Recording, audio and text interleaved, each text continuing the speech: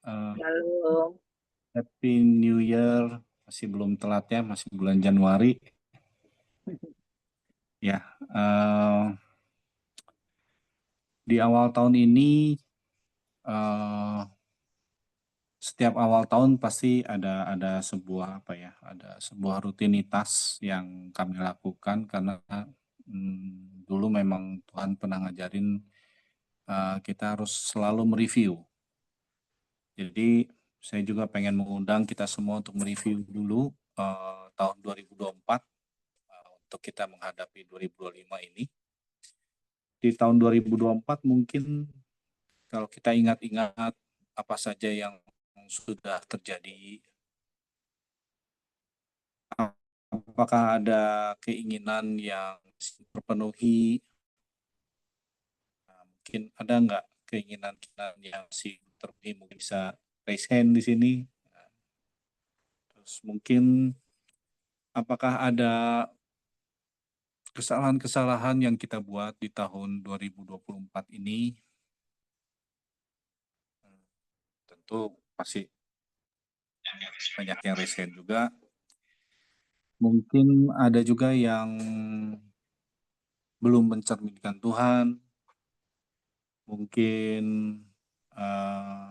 banyak hal-hal yang baru kita sadari setelah kita alami tuaian atas apa yang kita tabur sendiri. Nah, kita renungkan itu semua untuk kita nanti menghadapi 2025. Dan saya ada sebuah ilustrasi cerita tentang hal ini.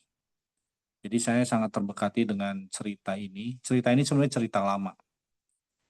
Saya mendapatkan cerita ini waktu awal tahun 2012, waktu saya posisi masih di dalam penjara. Masih ingat sampai sekarang dan sangat terberkati dengan cerita ini. Jadi setiap awal tahun saya selalu sharingkan cerita ini.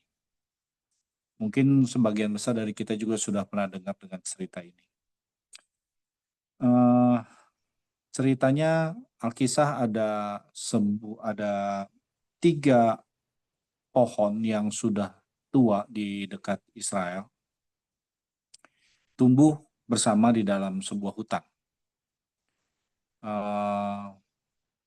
Pohon ini udah tua sekali ya.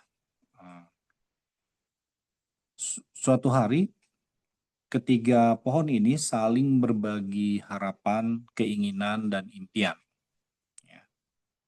Pohon yang pertama, pohon yang sudah tua sekali, sampai kondisinya itu sudah seperti memfosil ya, jadi seperti udah kayak kayu, tapi udah keras, jadi kayak batu gitu ya.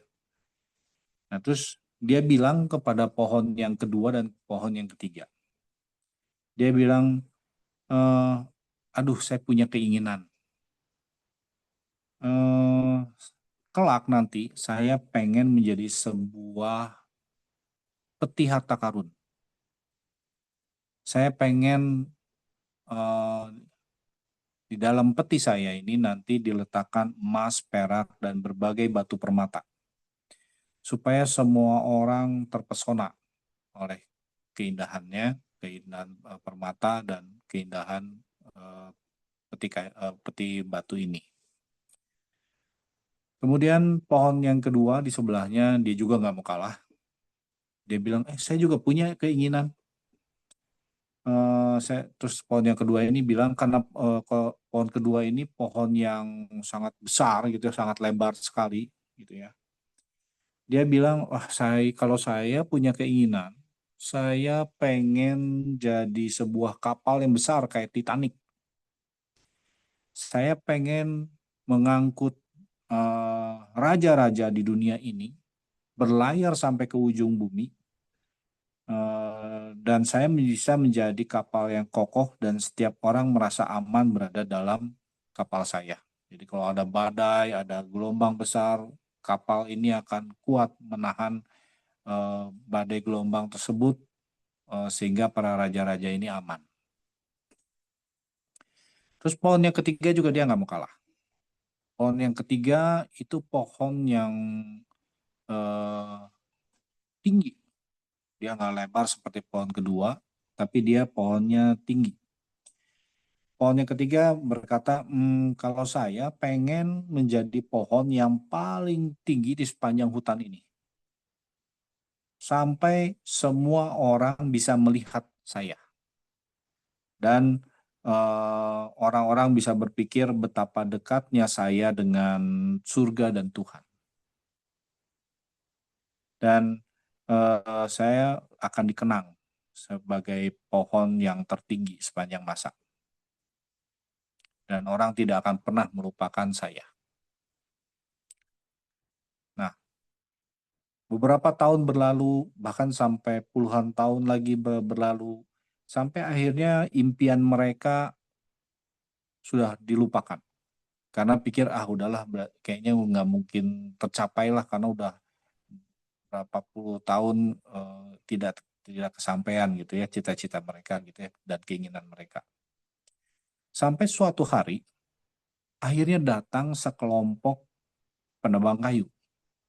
Wah, ketiga pohon ini langsung merasa, wah, kayaknya keinginan-keinginan kita nih bakal terkabul. Dan akhirnya ditebanglah mereka.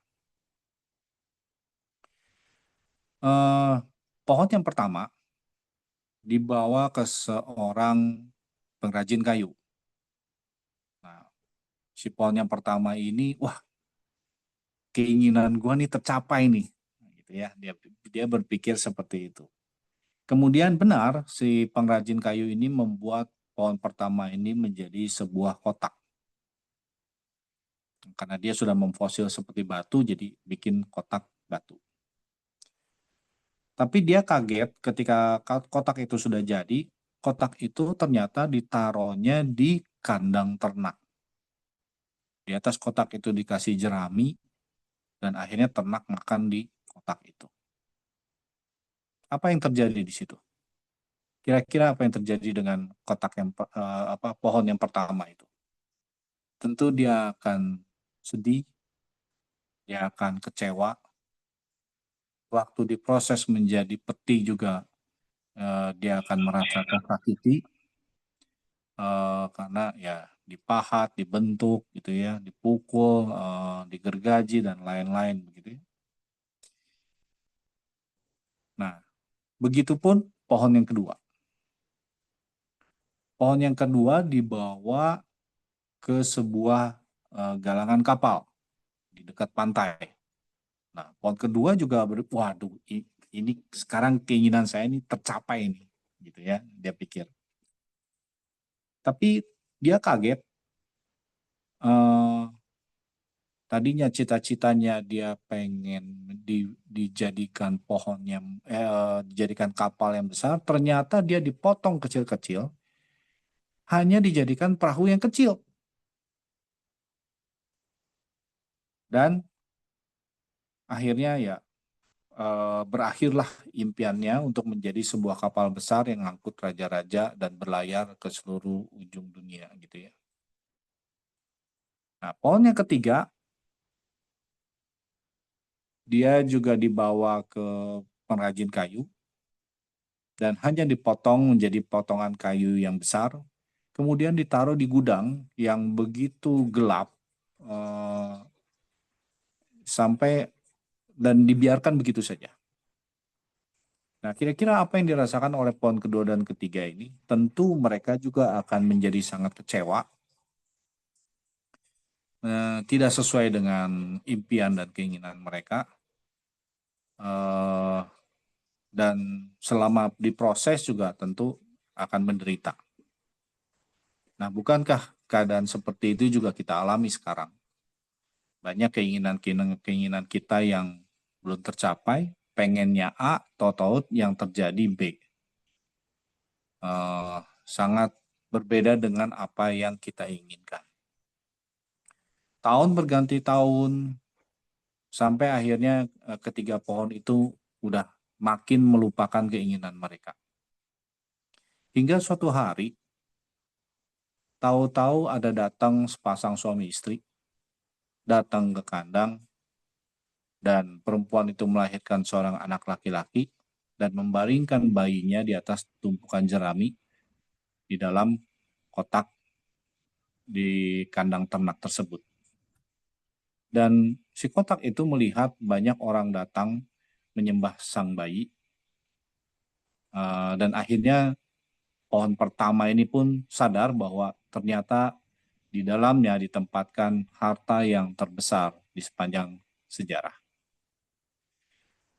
Dan memang sesuai dengan fakta kenyataan, ternyata kita tahu peti yang dimaksud itu adalah palungan. Dan palungan di sana itu ternyata terbuat dari batu, bukan dari kayu. Dan itu ada maknanya, di mana Tuhan kita tahu bayi yang dimaksud adalah Yesus ya. Yesus ditaruh di tempat palungan batu. Waktu dia dikubur juga di atas batu. Jadi dari sana kita tahu ya memang Tuhan Yesus itu dari sebelum lahir aja dia tuh memang sudah ditentukan dia sebagai korban persembahan yang paling sempurna. Kenapa? Karena di bait Allah semua korban juga disembelih, dikorbankan di atas batu. Ya, luar biasa sekali. Kemudian tahun berganti tahun, ada sekelompok laki-laki naik ke atas perahu yang dibuat dari pohon yang kedua. Dan mereka berlayar ke tengah laut. Akhirnya ada badai besar menerjang dan pohon kedua berpikir, waduh, ini saya tenggelam nih. Karena dia pikir saya kapal kecil nggak mungkin bisa melindungi orang-orang yang naik ke kapal saya dengan badai sebesar ini. Tapi ternyata ada seorang dari antara mereka mendadak berdiri ke depan kerumunan itu dan berteriak, "Diam, tenanglah." Dan badai itu sekonyong-konyong reda. Maka sadarlah si pohon kedua ini bahwa dia telah mengangkut raja di atas segala raja. 1 tahun kemudian, kayu dari pohon yang ketiga yang tergolek di dalam gudang yang gelap, tiba-tiba diambil oleh orang dan dipanggul di sepanjang jalan, sementara orang-orang menganiaya dia, mencemooh laki-laki yang memanggulnya, dan akhirnya tiba mereka di sebuah puncak bukit, dan orang banyak menyalibkan laki-laki itu pada balok kayunya, hingga ia wafat di sana, di puncak bukit. Akhirnya pohon ketiga pun sadar dan paham bahwa ia begitu dekat dengan Yesus Tuhan dan surga. Nah, dari cerita ini, mari kita renungkan begini. Ketika keadaan kita tidak seperti yang kita inginkan, sebenarnya ketahuilah dan percayai, imanilah bahwa Tuhan itu sudah pasti memiliki rencana yang indah untuk kita semua. Kita hanya perlu tetap percaya dan tetap setia kepada janji-janjinya. Maka Tuhan akan melimpahkan rahmat yang terbesar ke atas kita. Nah, ketiga pohon ini mendapatkan apa yang mereka inginkan, tapi tidak dengan cara seperti yang mereka bayangkan. Nah, kita tidak selalu tahu apa rencana Tuhan bagi kita. Kita hanya perlu tahu bahwa rancangan-rancangannya bukan rancangan kita. Dan jalannya bukan jalan kita. Dan yakinlah bahwa jalannya selalu yang terbaik bagi kita. Seperti di ayat Mazmur 94 ayat 11, Tuhan mengetahui rancangan-rancangan manusia, tapi sesungguhnya semuanya itu sia-sia belaka. Tapi di Yesaya 55 ayat 8, sebab rancanganku bukan rancanganmu, jalanmu bukan jalanku. Dan di Yeremia 29 ayat 11, sebab aku ini mengetahui rancangan-rancangan yang ada padaku mengenai kamu. Demikianlah firman Tuhan, yaitu rancangan yang damai sejahtera dan bukan rancangan kecelakaan, untuk memberikan kepadamu hari depan yang penuh harapan. Walaupun bagi pohon ini kayaknya mereka mengalami kecelakaan semua, tapi di mata Tuhan itu bukan kecelakaan.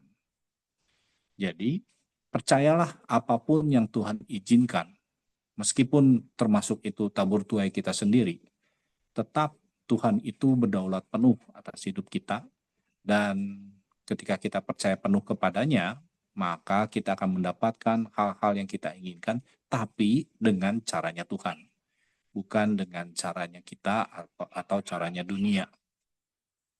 Nah, ada sebuah contoh lain. Jadi dari cerita ini kita bisa merenungkan bahwa nggak usah takut dengan masalah, nggak usah takut dengan yang namanya kegagalan, nggak usah takut dengan yang namanya proses, karena sebenarnya pada ujungnya nanti kita akan menjadi lebih berharga dari sebelumnya. Contoh lain seperti begini, susu ketika rusak, kalau kita olah, maka dia akan berubah jadi yogurt. Yogurt lebih bernilai daripada susu. Harganya juga lebih mahal daripada susu. Padahal awalnya dari susu yang rusak. Yogurt makin rusak lagi, kalau kita olah lagi dengan benar, maka akan berubah menjadi keju. Keju lebih mahal lagi dari yogurt atau lebih bernilai. Contoh lain, anggur. Anggur kalau sudah terlalu matang dan kita olah dengan benar, maka akan menjadi wine. Wine lebih mahal dan lebih bernilai daripada anggur. Jadi sama juga dengan kita. Kesalahan atau tuayat yang salah, bila kita olah dengan benar, artinya kita berespon benar terhadap masalah dan kesalahan yang kita lakukan, maka kita akan belajar yang benar dan kembali ke jalannya Tuhan. Maka kita akan menjadi lebih berharga dan lebih bernilai di mata Tuhan. Seperti contohnya Christopher Columbus. Dia juga salah dalam navigasi yang menyebabkan dia menemukan benua Amerika. Contoh lain, Alexander Fleming. Dia juga membuat kesalahan dalam membuat obat, tapi akhirnya dia menemukan obat yang namanya penisilin. Sehingga obat ini menyelamatkan jutaan manusia di bumi ini sampai saat ini. Jadi, jangan biarkan kesalahan kita atau kegagalan kita itu menjatuhkan kita. Itu maunya iblis. Kita mengalami kegagalan, terus kita down, terus kita nggak belajar untuk bangkit kembali, nggak belajar untuk berespon benar. Itu maunya iblis. Justru sebaliknya, dari kegagalan, dari kesalahan, it's okay, nggak apa-apa kok. It's okay not to be okay. Jadi, belajar dari kesalahan, yuk kita jadi otomatis tahu apa yang benar, mari kita belajar berespon benar, jalanin apa yang benar, pelajari kebenaran yang harus kita jalani untuk hari esok, sesuai dengan kemauannya Tuhan. Nah, semoga renungan yang singkat ini bisa memberkati kita semua menghadapi 2025. Kita paham bahwa 2025 mungkin masalah akan makin banyak dan makin berat. Tapi sejalan dengan pertumbuhan iman kita, kita yakin dan percaya semua pasti bisa kita lewati asal kita bersama dengan Tuhan. Karena baik masalah maupun berkat, dua-duanya hanya ujian belaka. Semoga diberkati, Tuhan Yesus memberkati. Saya kembalikan ke Bu Lina. Terima kasih Pak Chandra, renungan singkat tetapi yang membuat kita untuk merenung buat diri kita sendiri. Apa? Kalau tadi awalnya saya baca temanya, semuanya sia-sia. Saya baca ayat Alkitabnya, di atasnya Tuhan katakan rancangan, tapi di bawahnya bicara tentang sia-sia juga. Tapi pagi ini Pak Chandra sudah mengupas dengan baik, yang mengatakan bahwa segala sesuatu memang sudah ada, gitu, rancangannya. Jangan biarkan kegagalan kita membuat kita terpuruk. Tetapi justru kegagalan itu membuat kita bangkit. Itu yang harusnya dilakukan oleh orang-orang percaya. Percaya bahwa apapun yang terjadi, kita pasti mendapatkan yang terbaik kalau kita terus mau berserah. Bukan menyerah ya, tapi berserah kepada Tuhan. Dan saat ini diberikan kesempatan kepada Bapak Ibu Saudara yang mau memberikan peneguhan ataupun mau sharing sedikit tentang pengalaman sepanjang 24 dan apa yang akan dilakukan resolusi di 2025. Silakan. Ya. Baik, yang disampaikan Pak Chandra barusan, awalnya saya sempat wah ini mah apa banget gitu banget, biasa banget. Tapi setelah sudah masuk pada momentum kenapa berubah, kayu itu, pohon itu jadi kayu dan fungsinya, wah saya kaget jadinya. Wah, memang sangat memberkati ya, luar biasa itu kisahnya. Pak Chandra mohon referensinya itu, kalau saya nanti khotbah untuk anak remaja, untuk anak sekolah minggu, itu sangat-sangat baik ya, sangat-sangat bagus. Bahkan lintas umur itu sangat bagus ya, lintas umur. Jadi bagaimanapun kondisi yang mendengar kita, secerdas apapun atau sebodoh apapun yang mendengarkan, itu sangat baik materinya, singkat, padat, tapi sangat bagus. Thank you banget. Mohon referensinya ya Pak.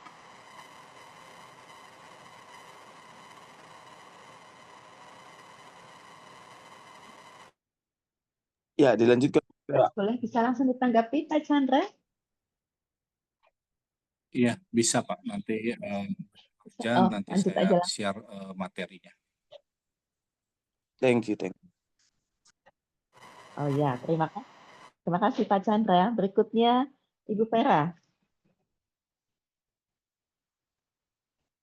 Silakan Bu Pera, dibuka suaranya. Kita berbagi, ada Ibu Rustin juga yang sudah siap-siap mau bertanya atau mau sharing. Terima kasih. Terima kasih waktu yang diberikan. Puji nama Tuhan, pada hari ini masih bisa mendengarkan kebenaran firman Tuhan yang sangat walaupun singkat tapi padat. Saya ingin berbagi pengalaman, berbagi kesaksian tentang 2024 full 1 tahun dengan harapan saya di tahun 2025 ini. Jadi awal 2024 saya mengalami begitu berat pergumulan, masalah, tantangan yang harus saya hadapi dari semua penjuru kecuali dari atas. Tapi satu hal yang saya lihat, walaupun apa yang saya alami, yang saya pergumulkan, ada satu kekuatan yang selalu memberikan saya harapan di dalam setiap doa, tangisan, setiap hari saya alami, tapi ada kekuatan yang baru. Dan itu saya yakin dan percaya dari Tuhan. Kenapa saya bilang begitu? Terus terang, kalau dilihat dari apa yang saya alami, nampaknya tidak bisa saya untuk bisa tidur dengan pulas. Tapi tidak satu hari pun, tidak satu malam pun saya mengalami gangguan tidur. Itu yang membuat saya begitu yakin bahwa semakin saya diproses oleh Tuhan, maka saya semakin melihat mukjizat demi mukjizat yang Tuhan nyatakan dalam hidup saya secara pribadi. Jadi di tahun 2024 itu juga, pada saat itu saya memulai pelayanan tim doa, mendoakan orang-orang sakit, orang-orang yang terbelenggu di dalam kegelapan, orang-orang yang baik itu terikat dengan perdukunan, yang kena santet, apa segala itu di tahun 2024 saya memulai dengan tim untuk melakukan doa. Dan puji nama Tuhan, saya melihat bahwa memang benar di dalam mengikut Tuhan itu tidak semulus jalan tol, tapi ada kerikil-kerikil yang harus kita alami. Tapi begitu juga dengan mukjizat Tuhan, semakin kita mengalami pergumulan yang berat, begitu juga mukjizat Tuhan dinyatakan. Tidak pernah terpikirkan oleh pikiran saya sendiri bahwa setiap yang terjadi itu tangisan, air mata yang saya keluarkan itu berubah menjadi mukjizat, dan saya bersyukur kepada Tuhan. Harapan saya di tahun 2025 ini, semoga saya bisa menjaga kepercayaan saya kepada Tuhan Yesus Kristus, dan saya bisa menjaga iman saya juga, dan saya bisa bertumbuh di dalam iman dan kepercayaan saya itu, dan saya menjadi berkat bagi banyak orang. Karena saya yakin satu hal, bahwa hidup kita sebagai berkat itu bukan dari seberapa banyak kita memberi materi kepada orang lain, tapi ketika orang lain bisa melihat kehidupan kita di mana dia mempunyai pergumulan, kita bisa memberikan satu nasihat ataupun kesaksian hidup kita pernyatakan kepadanya, dan orang yang mendengarkannya bisa mengalami suatu jalan keluar, itu adalah bagi saya sudah menjadi berkat bagi orang lain. Dan puji nama Tuhan, semuanya biarlah untuk kemuliaan nama Tuhan, dan Tuhan pakai saya semakin berguna lagi, baik di tempat kerja saya, baik di tempat klinik saya, dimanapun saya berada, biarlah nama Tuhan dipermuliakan. Terima kasih, Bu Lina. Amin. Terima kasih, Bu Vera. Dan pada saat ini ada Ibu Rustin. Silakan Ibu Rustin. Shalom untuk semuanya. Hari ini Ya, temanya Pak Chandra. Ini hari ini pas kena saya, pas bener-bener hari ini. Karena saya mengalami suatu pergumulan, Pak. Anak lelaki saya 24 sampai ke bawah ya, sampai 0 sampai 24. Itu saya tidak mengalami apa-apa, suasana yang tidak mengalami apa-apa, Pak. Tapi pikiran saya, waduh, saya ada roh kekhawatiran memang saya. Tahun 2025, Pak. 2025 itu kekhawatiran, sebenarnya saya nggak boleh khawatir ya, Pak. Tapi yang namanya saya baru belajar itu kan ada rasa khawatir. Tiba-tiba anak saya itu ya istilahnya orang Jawa itu digondol wewe ya Pak ya. Itu digondol wewe kan, semua harta diludesin, semua hartanya anak saya, kekayaan saya, anak saya itu dihabisin semua.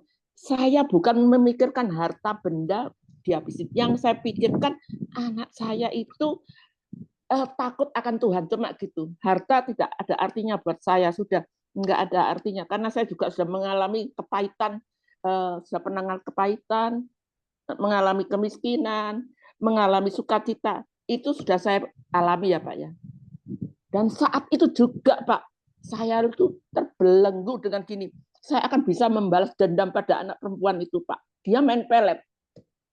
Anak saya tidak mungkin berani sama ibunya seperti itu. Dia main pelet, saya tahu kok dia main pelet gitu. Saya ingin membalas dendam. Tapi ya saya akhirnya saya tuh beruan, setiap malam tuh beruan terus Pak. Pelet Tuhan, pelet Tuhan, pelet Tuhan.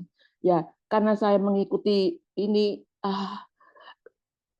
mengikuti firman Tuhan terus, akhirnya saya bilang menyerah dah, berserah apa katanya Tuhan gitu loh. Saya tuh masih menyesal kalau saya tuh tidak mau anak saya tuh seperti Nabi Nuh dihancurkan, Nabi Nuh diselamatkan ya Pak ya. Apa itu? Mana itu Ayub itu loh Pak. Saya itu kan kasihan anak saya, lebih baik saya yang hancur daripada anak saya yang hancur. Nah, tapi dari sini saya mendapat kekuatan dari Pak Chandra. Terima kasih banget. bahwa saya sebetulnya mau manggil Pak Ustadz, mau saya hancurkan dia sekalian gitu Pak, kuat-kuatan gitu loh Pak, saya maksudnya gitu. Roh jahat saya keluar Pak, memang roh jahat saya keluar Pak, gitu memang saya akui roh jahat saya keluar. Tapi puji Tuhan, akhirnya saya berserah pada Tuhan. Ya sudah, kalau memang itu anak dari ciptaanmu ya, kalau mau ambil ya silakan. Karena di hari ini dia anak saya satu-satunya yang membelanjai saya, yang memberikan nafkah saya selama itu. Tapi sekarang ini puji Tuhan saya Tuhan ada Tuhan yang menolong saya. Ternyata saya dikasih kerjaan pas persis tetangga saya. Jadi saya tidak, ya maksud saya ya walaupun tidak berkelebihan tapi pas cukup seperti doa Bapak kami itu ya Pak ya. Nah, di situ saya berserah kepada Tuhan. Tapi masih unek-unek Pak, saya masih nggak terima dengan semuanya itu. Kepingin saya hancurkan itu anak perempuan itu Pak. Karena anak perempuan itu bukan pilihan Tuhan. Dia punya suami, punya anak. Jadi, tapi ya puji Tuhan Pak. Tapi saya berserah sekarang karena firman-Nya Bapak tentang ya yang pelet-pelet tadi ya Pak ya.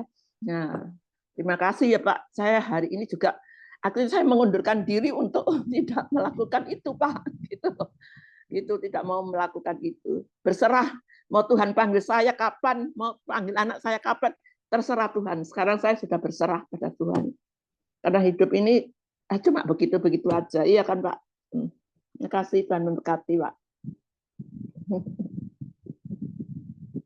Ya, terima kasih Bu Rustin buat sharingnya pada pagi hari ini. Ya, Bu Rustin sedang bergumul untuk anak laki-lakinya. Ya, dan sempat ya tadi Bu Rustin bilang mau pakai kuasa-kuasa lain. Bu, pakai kuasa Tuhan Yesus aja, Bu. Nggak pakai kuasa-kuasa yang lain. Karena memang kuasa Tuhan Yesus satu-satunya yang paling berkuasa. Karena dia adalah pemilik 100% benar. Ya. Nah, ada lagi yang mau sharing? Silakan. Ada lagi? Sudah jelas? Oh, sekarang Bu Vera mau bertanya. Silakan, Bu. Ya, saya mau bertanya gini Pak Chandra. 1 tahun kemarin kan full saya ditiadakan di dalam jadwal turun lapangan. Nah, setelah tahun 2024 berlalu, di awal tahun 2025 tiba-tiba mereka memakai saya lagi, tapi itu bukan karena niat baik mereka untuk memang masukkan saya dalam jadwal. Itu karena saya sebagai pengganti. Ketika petugas yang lain itu tidak bisa, baru saya disuruh tiba-tiba. Jadi pertanyaan saya, bagaimana tindakan saya, Pak Chandra, untuk tindakan dari mereka kepada saya, apakah saya harus melaksanakan atau bagaimana? Terima kasih, Pak. Iya. Jawabannya dari firman Tuhan Kolose 3 ayat 23. Jadi manusia bisa merancangkan segala hal, tapi kita tahu itu semuanya sia-sia. Buat kita yang penting solusinya itu adalah jalankan Kolose 3 ayat 23. Lakukan segala sesuatu seperti untuk Tuhan dan bukan untuk manusia. Nah, ketika ibu mau melakukan hal ini untuk Tuhan, maka udah pasti jalanin aja. Itu cara Tuhan untuk mengembalikan jadwal ke ibu. Manusia mau punya rancangan jahat juga, kalau kita lakukan buat Tuhan, itu nggak akan ada masalah, Bu. Semuanya hanya ujian belaka. Nah, ini masalahnya begini, Pak.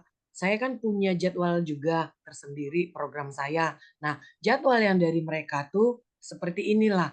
Saya tiba-tiba baca chat, baru saya dikasih jadwal gitu. Jadi maksudnya kan kita sudah sepakat. Iya, kita kan sudah sepakat Pak di rapat puskesmas tuh jadwal untuk bulan depannya itu diberikan di akhir bulan. Nah, maksud saya ini gini Pak, setidaknya 1 minggu sebelumnya ataupun berapa hari lah gitu. Jadi saya juga bisa mengantisipasi program yang sudah saya jadwalkan gitu Pak. Jadi saya Ya. berpikir kalau saya tolak nanti akan gimana lagi gitu. Saya sudah ya kalau menurut saya 1 tahun itu 2024 itu bagi saya itu titik terendah saya dalam pekerjaan saya, di mana seluruh staf puskesmas itu bertubi-tubi di dalam membuli saya. Tapi saya tetap menjalankan tugas program-program yang dipercayakan kepada saya dan puji Tuhan pada akhirnya ter terkuaklah ke seluruh staf itu hasil akhir dalam 1 tahun itu. Jadi program saya tercapai dan menurut saya ya itulah proses yang harus saya alami gitu Pak. Jadi itu aja yang saya pikirkan karena saya kan pemegang program di Puskesmas ada 8 program Puskesmas yang saya pegang. Yang tadinya saya mau mundur, tapi kepala Puskesmas tidak pernah mau meresign saya dari program ini. Ya. Ya, kembali ya tinggal digumulkan aja sama Tuhan, apakah memang Tuhan pengen jadwal ini diambil atau enggak. Contoh begini, kalau kejadiannya di saya. Kan saya melayani pelayanan penjara di Bandung dan Jawa Barat. Nah, di saya juga sering sekali karena pelayanan ini dari 2013 sampai sekarang berarti udah 12 tahun. Selama 12 tahun ini, begitu ada hamba Tuhan yang nggak bisa, maka saya pasti harus cover. Jadi saya bisa melayani dadakan. Nah, dari dulu juga memang kesulitan kayak sering bentrok jadwal. Kadang satu hari bisa harus melayani 3 lapas. Nah, akhirnya Tuhan kasih hikmat, ya kamu jalankan amanat agung. Kamu harus muridkan orang-orang sehingga begitu ada jadwal bentrok, mereka bisa menggantikan kamu. Dan 3 jadwal ini semua bisa dijalankan. Nah, seperti itu. Jadi ya mungkin di posisi ibu sekarang juga bisa dengan cara ibu bisa cari pengganti atau dari orang yang ibu muridkan, atau ibu bisa bergumul dengan Tuhan, Tuhan pilih yang mana, ya tinggal dipertimbangkan mana yang lebih memberkati banyak orang, mana yang lebih memuliakan Tuhan, bukan mana yang lebih untung buat saya. Nah, seperti itu. Terima kasih banyak Pak buat penjelasannya. Sama-sama. Tuhan Yesus memberkati. Ya, terima kasih Bu Veronica. Terima kasih jadi share ke pekerjaan nih. Pak Chandra yang sudah memberikan solusi. Dan solusi Pak Chandra bukan hanya berlaku buat Bu Veronica, tetapi juga buat kita semua. Kadang-kadang ada ya, kita sudah menjadwalkan sebuah pelayanan, kemudian ada pelayanan mendadak. Kita harus punya hikmat Tuhan untuk menyelesaikannya. Memilih bukan karena ada PK-nya, tetapi memilih karena Tuhan mengajar kita untuk bertanggung jawab di dalam setiap pelayanan yang diberikan. Karena pelayanan adalah sebuah kehormatan, bukan sebuah pengorbanan. Ya, pagi ini juga ada dari Yayasan Boni Anak Cinta Generasi. Terima kasih sudah hadir di MGC Morning Prayer pada pagi hari ini. Dan kiranya MGC Morning Prayer selalu bisa menjadi berkat buat kita yang hadir di dalam persekutuan doa pagi ini. Kita akan tutup pada pagi hari ini. Bolehkah meminta Pak Paul untuk pemimpin di dalam doa penutup dan doa Bapak kami? Kemudian Pak Chandra akan pimpin dalam doa berkat. Adakah Pak Paul? Tidak terlihat nih Pak Paul. Adakah? Baik, Bu. Bisakah Pak Paul? Ya, shalom Bu, shalom. Ya, silakan Pak Jadi Paul. kita akan berdoa. Bapa surgawi, kami bersyukur, berterima kasih pagi hari ini, di mana kami masih diberikan kesempatan oleh Tuhan untuk memuji menyembah Tuhan dalam roh dan kebenaran, dan mendengar tentang kesaksian dan khusus firman Tuhan yang memberkati kami pagi hari ini. bahwa Tuhan itu begitu baik dan sangat baik bagi kehidupan kami. Kami yakin dan percaya rencana Allah selalu itu indah dan baik bagi kehidupan kami. Karena kami tahu rancangan-Mu bukan rancangan kami. Rancangan yang Tuhan berikan bukan rancangan kecelakaan, tapi rancangan damai sejahtera. Kami bersyukur buat firman-Mu. Roh Tuhan terus menolong kami, supaya lewat kebenaran yang kami dengar pagi hari ini, kami dalam mengikuti Tuhan, menjalankan kehidupan ini bersandar sepenuhnya kepada Kristus. Berkati hamba-Mu Bapa Pastor Chandra yang telah menjadi saluran berkat bagi kami pagi hari ini. Memberkati pelayanan hamba-Mu, Urat Widya, dimanapun dia Tuhan percayakan dalam pelayanan, sehingga nama Tuhan dipuji dimuliakan. Memberkati rekan-rekan kami semua yang hadir pada pagi hari ini. Kami terus maju ke dalam tangan Tuhan, untuk kami melayani Engkau Tuhan, untuk menyenangkan hati Tuhan. Sehingga kami mau persembahkan seluruh hidup kami hanya untuk kemuliaan dan hormat bagi Yesus Kristus sebagai Tuhan dan Juru Selamat kami.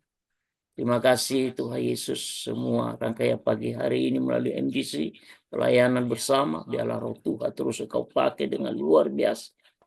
Terima kasih, kami akan menyerahkan semua aktivitas kegiatan kami sepanjang hari ini.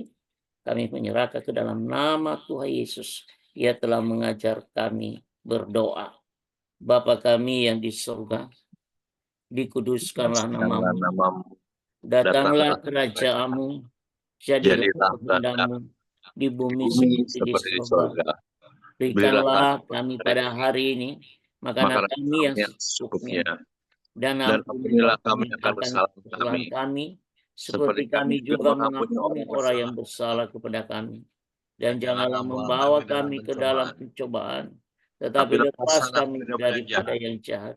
Karena Engkau yang mempunyai kerajaan dan kuasa dan kemuliaan sampai selama-lamanya. Silakan Pastor Chandra. Mari kita arahkan hati dan pikiran kita kepada Tuhan. Pulanglah dengan damai sejahtera, karena Tuhan memberkati engkau dan melindungi engkau. Tuhan menyinari engkau dengan wajah-Nya dan memberi engkau kasih karunia. Amin. Menghadapkan wajah-Nya kepadamu dan memberi engkau damai sejahtera. Amin. Biarlah persekutuan dan kuasa dari Roh Kudus menyertai kita sampai selama-lamanya.